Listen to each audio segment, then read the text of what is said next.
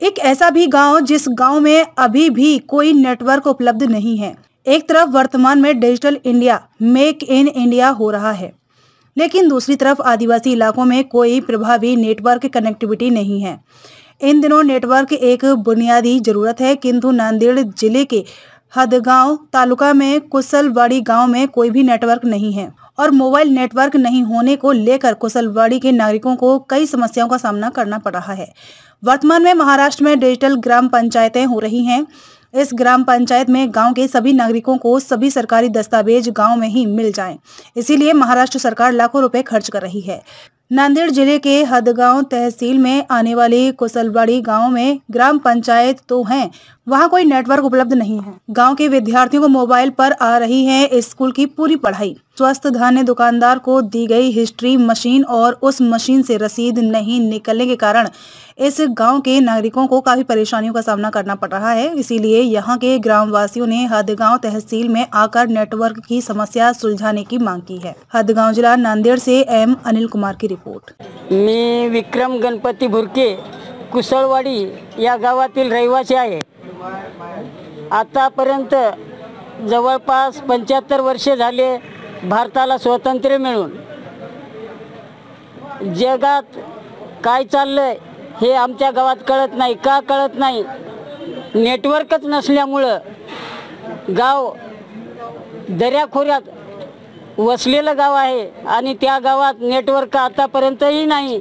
कुठलंही सरकार आलं तरी त्यांना विचारलं आमच्या गावात रेंज नाही आणि हे डिजिटल युग म्हणून जाहीर करतायत।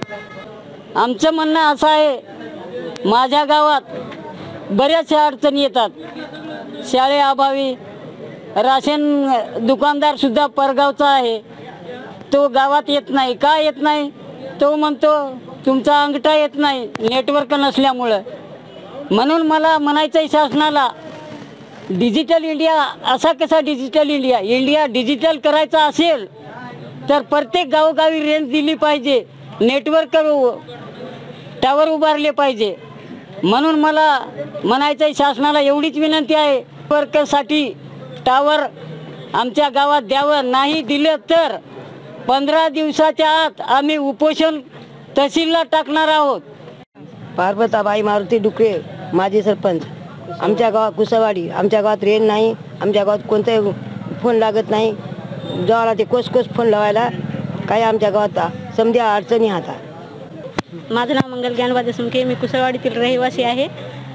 आमच्या गावामध्ये बरेच दिवसापासून टावराची समस्या आहे।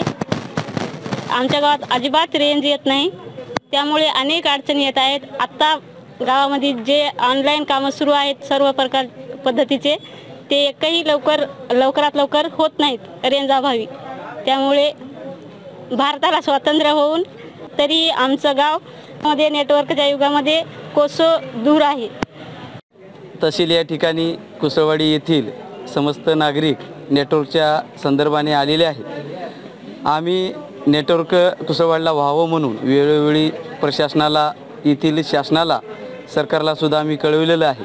आज आमच्या कुशलवाडी येथील नागरिकांचा या ठिकाणी सहनशीलता म्हणा किंवा त्यांचं जे या ठिकाणी अंत या सरकारने पाहिलेलं आहे। कारण या ठिकाणी तहसीलदार साहेबाला सुद्धा, कलेक्टर साहेबाला, त्याचबरोबर आमदार साहेबाला, खासदार साहेबाला आम्ही या कागदपत्री पाठपुरावा केलेला असताना सुद्धा प्रत्येक नेता येतो, देतो म्हणतो, थोकापालीस करतो, निघून जातो।